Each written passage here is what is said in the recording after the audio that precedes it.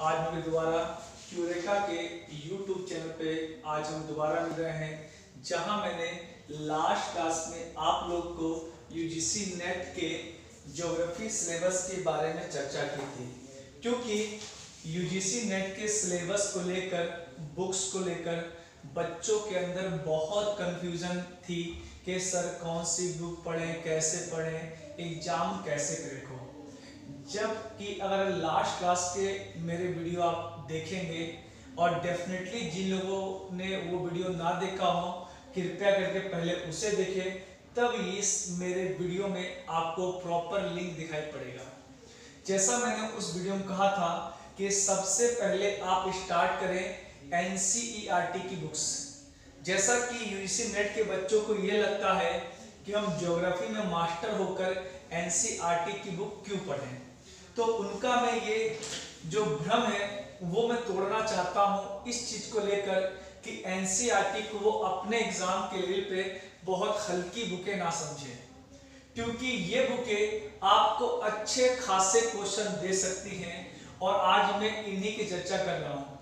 ये वीडियो दो पार्ट्स में होंगे एनसीईआरटी के, जिसमें पहला पार्ट में मैं क्लास 6, 7 और 8 की ज्योग्राफी की एनसीईआरटी की बात करूंगा, कैसे उसे हम पढ़ेंगे जैसा, और सेकेंड पार्ट में हम 9, 10, 11, 12 की वीडियो एनसीईआरटी बुक की हम बात करेंगे। अब हम देखेंगे कैसे इन बुकों को पढ़ें और कैसे ये यूजफुल है हमारे यूजीसी नेट ज्योग्राफी के एक पेपर के लिए। तो पहले हम बात करेंगे क्लास 6 के एनसीईआरटी की। अगर आप बच्चों उस बुक को अगर आप घर पे जाके खोल के देखेंगे या देखा भी होगा तो ये बुक लगता है कि बहुत छोटी सी बुक है, इसमें बहुत बेसिक कॉन्सेप्ट है और सारी बातें हमें समझ में आती हैं। आप उसके पहले चैप्टर खोलेंगे तो उसमें बहुत basic concept like celestial body, planets, light, इन सब बातों में चर्चा कर रखी है। इस चैप्टर को पढ़ने के साथ साथ जैसे ही हम सेकेंड चैप्टर में आते हैं उसमें आपको बहुत से नए नए कॉन्सेप्ट मिलते हैं। जैसा एक सिंपल सा कॉन्सेप्ट है सी लेवल का। जैसे आप नई दिल्ली रेलवे स्टेशन पे खड़े रहते हैं तो एक चीज आप नोटिस करते हैं कि उसके बोर्ड पर लिखा होता है अबव मीन सी लेवल, यानी समुद्र तल से ऊंचाई। आपने कभी सोचा नहीं कि समुद्र तल होता क्या है आखिर? ये चीज आपको एनसीईआरटी की 6 क्लास की बुक में मिलेगी। आप सोचिए, हम अक्सर सुनते हैं समुद्र तल से माउंट एवरेस्ट की ऊंचाई, समुद्र तल से इसकी ऊंचाई। तो ये समुद्र तल है क्या? आखिर इससे ही हम एक बेस लाइन कैसे मानते हैं? और भारत में समुद्र तल कहां से काउंट किया जाता है? ये क्वेश्चन यूजीसी नेट के एग्जाम में आ चुका है और अदर एग्जाम में भी। जैसे हम बात करेंगे समुद्र तल होता क्या है, जैसे वाटर फ्लोट कर रहा है, इसके पैरेलल अगर हम बात करें तो माउंट एवरेस्ट की हाइट 8848 मीटर है। वो हमने सी लेवल से काउंट किए। सी लेवल क्यों? जहां पे पानी फ्लोट करता है वो लेवल पूरे दुनिया में इक्वल कंसीडर किया जाता है। बिकॉज अगर हम सरफेस की बात करेंगे तो सरफेस हमारा बहुत ही अनइवन है। लाइक ऊंचे ऊंचे माउंटेन है, घाटियां हैं गहरी, ठीक है, नदियां हैं, इसलिए हम लैंड को एक बेस लाइन नहीं मान सकते। और इसलिए हिंदी में इसकी एक और कंफ्यूजन है, जब बोलते हैं समुद्र तल तो तल कहते बच्चे लोग अंदर पहुंच जाते हैं, जबकि गलत है। जो वाटर फ्लोट करता है उसे बोलते हैं हम सी लेवल। इसलिए दुनिया में कहीं भी हाइट होती है वो सी लेवल को ही बेस मान के की जाती है। दूसरा क्वेश्चन था कि इंडिया में इसे कहां से नापा जाता है? तो भारत में चेन्नई तट से इंडिया का बेस सी लेवल काउंट किया जाता है। दूसरा पॉइंट, महासागर। दुनिया में 5 महासागर हैं, ओशंस हैं, जिनमें अटलांटिक, इंडियन, पैसिफिक, आर्कटिक और सदर्न ओशन, दक्षिणी महासागर। इस बारे में आप देखेंगे दक्षिणी महासागर क्या होता है। जैसे हम देखेंगे अर्जेंटीना, साउथ अफ्रीका, ऑस्ट्रेलिया के दक्षिणी भागों में जहां पे जमीन समाप्त हो जाती है उसके बाद पूरी वाटर बॉडी है, और तीनों ही महासागर यानी प्रशांत महासागर, अटलांटिक महासागर और हिंद महासागर के दक्षिणी भाग के पानी को मिलाकर जो दक्षिणी सागर बनता है उसे बोलते हैं दक्षिणी महासागर। ठीक है, इसमें ये ध्यान देने वाली बात है, तीनों महासागरों के पानी को इसमें काउंट किया जाता है। अब आते हैं अगले चैप्टर, बात करेंगे हम 6 की, तो बात करेंगे हम मैप्स की, thematic map, political map, physical map. इन मैप में पे बेस्ड आपके एग्जाम में क्वेश्चन आते रहते हैं। आगे थीमेटिक मैप क्या होते हैं, जिन्हें डिस्ट्रीब्यूशन मैप भी कहते हैं, यानी पृथ्वी पर जो भी खनिज संसाधनों या चीजों का वितरण दर्शाता है उससे ही हम थीमेटिक मैप बोलते हैं। जैसे वर्षा, फॉरेस्ट, मिनरल्स, इन सबको, इसीलिए ये पूरे धरती पर खनिज या संसाधनों के वितरण को भी दर्शाता है। वही पॉलिटिकल और फिजिकल मैप, फिजिकल मैप पे हमारे अर्थ के फिजिकल फीचर को दर्शाया जाता है, और फिजिकल मैप में कोई भी बाउंड्रीज नहीं होती, क्योंकि बाउंड्री नेचर नहीं पॉलिटिकल सिस्टम या इंसान बनाता है, इसीलिए पॉलिटिकल मैप में आपको बाउंड्री मिलेगी। जैसे international boundary, state boundary, district boundary, ये सब मिलेगी। बाउंड्री पर भी आपके एग्जाम में एक क्वेश्चन आ चुका है, एग्जामिनर ने उस चीज को ऐसे नोट किया था,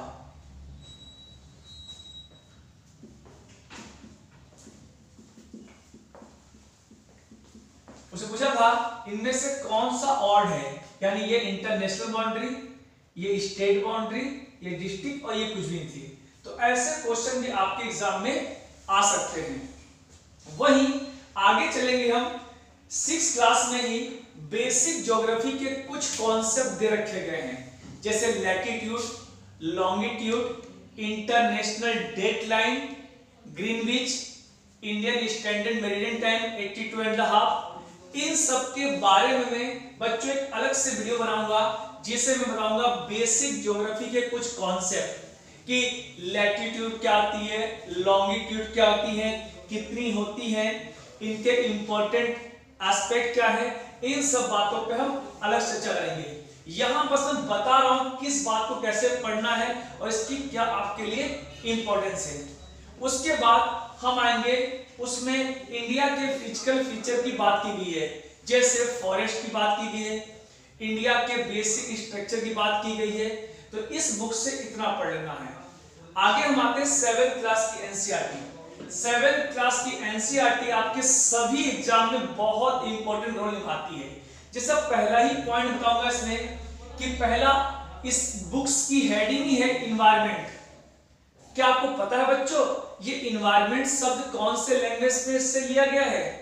और जो लोग ये वीडियो देखें जरूर मेरे कमेंट बॉक्स में ये डालें कि ये किस लैंग्वेज से लिया गया शब्द है। आप देखेंगे इस 7th क्लास की एनसीईआरटी में इतने बड़े बड़े कॉन्सेप्ट दे रखे हैं जो आपको बड़ी बड़ी बुकों में नहीं मिलेंगे। आप देखेंगे कि इन्वायरमेंट शब्द जनरली बच्चे से लैटिन, ग्रीक, इन सब लैंग्वेज जाएंगे। इसके साथ साथ हम इसी बुक में आगे पढ़ेंगे interior of the earth, rocks, चट्टान कैसे बने, भूकंप क्या आता है, इसके बेसिक कॉन्सेप्ट की बातें की गई हैं। इसके बाद इस बुक में एटमॉस्फेयर, ठीक है, जलमंडल, ओशन करेंट्स, इन सब के बारे में ब्रीफ करते हुए बहुत सिंपल लैंग्वेज में कॉन्सेप्ट को समझाया गया है। अगर इन कॉन्सेप्ट को आप पढ़ लेंगे तो आगे आने वाली बड़ी बड़ी बुकों को समझने में आपको काफी हेल्प मिलेगी। इसलिए इसके साथ साथ आगे हम जब इन बुकों की बात करते हैं तो इसमें सबसे इंटरेस्टिंग चैप्टर इन्वायरमेंट को लेकर वेजिटेशन का है। और मैंने बहुत बुकें देखी है, लेकिन जितना इंटरेस्टिंग फैक्ट के साथ और बेसिक कॉन्सेप्ट के साथ 7th क्लास की बुक में इसने समझाया है और मुझे कहीं भी इतने अच्छे से देखने को नहीं मिला। ठीक है, इसलिए इस चैप्टर को कोई भी इग्नोर नहीं करेगा। इसमें ट्रॉपिकल रेन फॉरेस्ट, जिनको लंग ऑफ द अर्थ बोलते हैं, सेल्वास बोलते हैं, महोगनी के फॉरेस्ट, इन्हें डार्क फॉरेस्ट क्यों बोलते हैं, यहीं पे डेसोसियस वन, पतझड़ वन, पतझड़ क्यों बोलते हैं, इनमें कौन से प्लांट होते हैं, कौन सी क्रॉप होती है, इवन यहाँ तक इनमें पाए जाने वाले एनिमल के बारे में भी चर्चा की गई है। जैसे भूमध्य सागरीय जलवायु, उसे ऑर्चिड ऑफ द वर्ल्ड भी बोलते हैं, यानी विश्व का फलों का बगीचा कहते हैं। उस फलों का बगीचा कहने की वजह क्या है, वहां पर ठंडियों में बारिश होती है, खट्टे रसदार फलों के लिए फेमस है, इन पेड़ों की छाल मोटी होती है, उसके रीजन क्या है, इसी में टैगा टुंड्रा के बहुत अच्छे कॉन्सेप्ट दिए गए हैं। इवन यहाँ तक कि टैगा शब्द किस लैंग्वेज से लिया गया है, कोणधारी वनों के लिए फेमस है। कोणधारी वन मुलायम लकड़ी के होते हैं, इनसे इनका यूज कहाँ किया जाता है, जैसे पेपर बनाने में, पल्प बनाने में, पैकिंग बॉक्स में। इसी चैप्टर में ग्रासलैंड के बारे में बहुत अच्छे चर्चा की गई कि ट्रॉपिकल ग्रासलैंड क्या होते हैं, वहां की घासें ऊंची होती हैं, टेम्परेट की नीची होती है, लेकिन न्यूट्रिशियस होती हैं टेम्परेट की, प्रेरी, पंपास, कंटेम्परेरी। वहीं ट्रॉपिकल ग्रासलैंड में सवाना, लानोस, इन सब के बारे में चर्चा की गई है। इसके इसी बुक में आगे की चैप्टर में टेम्परेट ग्रासलैंड के बारे में अलग से एक चैप्टर रखा गया है, और ट्रॉपिकल क्लाइमेट के बारे में, जिसमें प्रेरी के बारे में और वेल्ट के बारे में स्पेशल डिस्क्रिप्शन दे रखी गई है, और बताया गया है कि प्रेरी ग्रासलैंड में कौन कौन सी जनजाति पाई जाती है, वहां कौन सी हवा चलती है, उसे ग्रीनरी ऑफ द वर्ल्ड बोलते हैं, विश्व का अन्न भंडार बोलते हैं। वहीं वेल्ड ग्रासलैंड बताया गया वो खनिजों के लिए फेमस है, वहां मेरिनो नामक भेड़ पाई जाती है जिसका ऊन दुनिया में बहुत फेमस है। किम्बरले नामक शहर पाया जाता है साउथ अफ्रीका में, जिसे diamond capital of the world बोलते हैं। वहां जोहान्सबर्ग एक शहर है जिसे gold capital of the world बोलते हैं। ऐसे अमेजिंग फैक्ट्स आपको इन छोटी बुकों में मिलेगा, इसलिए हमें इन बुकों को छोटी नहीं समझना है, एग्जाम के लिए बहुत इंपॉर्टेंट है। इसके बाद अगले चैप्टर में जो मिलेगा, इंडिया का लद्दाख के बारे में चर्चा की गई इसमें, ठीक है, सहारा डेजर्ट के बारे में की गई है, तो इस बारे में जो बच्चों पढ़ लीजिएगा। अब आते हैं 8th क्लास की एनसीईआरटी में। 8th क्लास की एनसीईआरटी में शुरुआत इसका होता है संसाधनों से, जिसमें होता है वो संसाधन जो नवीकरणीय है, अनवीकरणीय है, ठीक है, ईंधन वाले हो गए। इसके बाद खनिजों को कैसे हम निकालते हैं, जैसे कोयरिंग क्या होती है, ओपन कास्ट माइनिंग क्या होती है, ड्रिलिंग मेथड क्या होता है, शाफ्ट माइनिंग क्या होती है, ये सब के बारे में बेसिक कॉन्सेप्ट बहुत अच्छे तरह के हैं, और यही इन्हीं बुकों से सीधे सीधे क्वेश्चन उठाकर एग्जाम में आपके रख दिए जाते हैं। तो हमें लगता है कि ये कॉन्सेप्ट कहाँ से दिए गए हैं, जबकि हमने बड़ी बड़ी बुकों में इनको नहीं देखा है। वहीं मेटालिक मिनरल क्या होते हैं, नॉन मेटालिक क्या होते हैं। जैसे एक अच्छा सा मुझे फैक्ट याद आ रहा है इसमें से कि जिन चट्टानों के अंदर तांबा पाया जाता है वो किस कलर की दिखाई पड़ती हैं। कमेंट बॉक्स में बच्चे जो डालें कि ये किस कलर दिखाई पड़ती है। और वहीं दुनिया में सबसे पुरानी चट्टानें किस महाद्वीप में पाई जाती हैं। वहीं कालबुर्ली, कुलगाड़ी, इन सब के बारे में चर्चा की गई है। इसी चैप्टर इसी बुक में आगे चलेंगे हम तो एग्रीकल्चर के बारे में अच्छे से डिस्क्रिप्शन दे रखा गया है, जिसमें intensive agriculture, commercial agriculture, mix farming, plantation, shifting cultivation, जिसे लदान, रोका, ठीक है, तमराई, झूम, इन सब अलग नामों से जाना जाता है। इसके साथ साथ इसी बुक में उद्योगों के बारे में देखा गया है, जिससे यूजीसी नेट में और यूपीएससी में भी क्वेश्चन पूछे जाते रहे हैं। जैसे आपने पीस वर्ग ऑफ इंडिया के रूप में सुना होगा जमशेदपुर को। ये जमशेदपुर जिसे टाटा नदी बोलते हैं, ये किस नदी किनारे बसा है? आप लोग डेफिनेटली बता सकते हैं कि स्वर्णरेखा नदी। लेकिन यूपीएससी ने ये क्वेश्चन नहीं पूछा था, क्वेश्चन ये पूछा था कि ये इसकी सहायक नदी कौन सी है। वो नदी का नाम है खरखई। और खरखई नदी का नाम केवल आपको 8th क्लास के एनसीईआरटी मिलता है और बड़ी बड़ी बुकों में नहीं मिलता, और अच्छे अच्छे बच्चों को ये बात पता नहीं थी।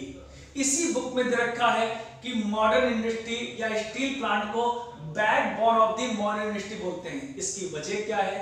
इसी बुक में एक बॉक्स में दे रखा गया है कि 1 टन स्टील बनाने के लिए कितना हमें आयरन चाहिए कच्चा, कितना कोयला चाहिए, कितना चूना चाहिए, इस बारे में प्रॉपर डिस्क्रिप्शन दे रखा गया है।